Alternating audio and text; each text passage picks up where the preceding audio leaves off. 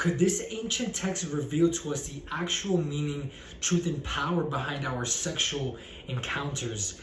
Is it possible that sex could be a vehicle for altered states of consciousness? And could this revelation change the way that we view and approach our sex lives? Hi guys, my name is Austin Salas. I'm a clinical and transpersonal hypnotherapist, and it is my passion to help men overcome porn addiction, performance anxiety, premature ejaculation, and any other sexual dysfunction. And today I want to discuss with you some teachings that I accidentally came across while studying some Gnostic traditions.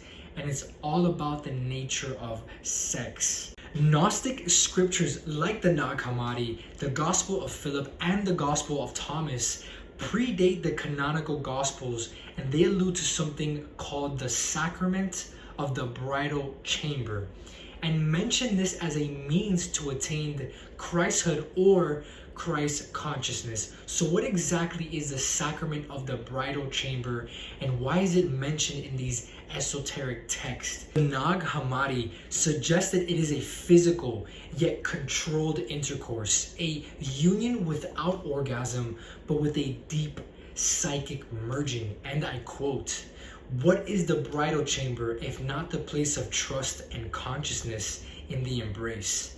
The Gnostic goal appears to be immaculate conception that results from pure embrace, the Holy of Holies, through careful intercourse that reunites man and woman. In short, it is a reference to a sexual union based not on lust but rather upon the spiritual blending of man and woman, a spiritual embrace. And the idea is not procreation. It is not meant as a means to bring a child into the world, but rather as a soft and gentle intercourse, as a vehicle into higher realms of consciousness. The Gospel of Philip tells us if someone experiences trust and consciousness in the heart of the embrace, they become a child of light.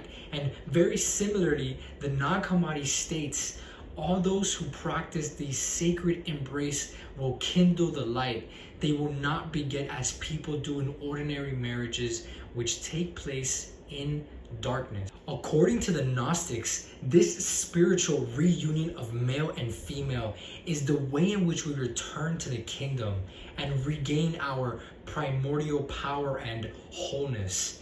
Intriguingly, the Gnostic Gospels are not the only sources from the past that refer to a sacred physical union between male and female for spiritual purposes rather than just procreation.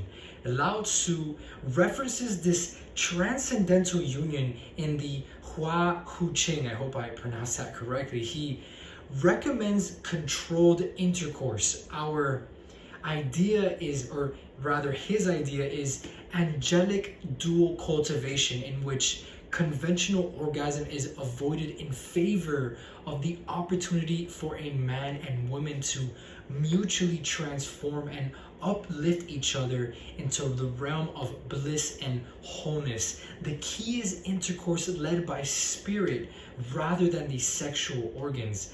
This practice, as referenced by Lao Tzu, can give birth to something immortal, refining gross, heavy energy into divine light. Samael Aun Weor, another Gnostic teacher, states in his book The Perfect Matrimony, sexual magic is practiced in esoteric Christianity, Zen Buddhism, amongst the initiated yogis, and even the Muslim Sufis.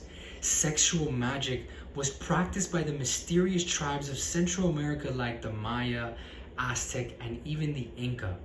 He states this sexual magic as the path to achieve self-realization and to achieve cosmic consciousness. So, taking a step back, because I know it's a lot of information all at once, and I'm citing different resources to recap all of what I just explained or recited. There are really two reasons why people have sex.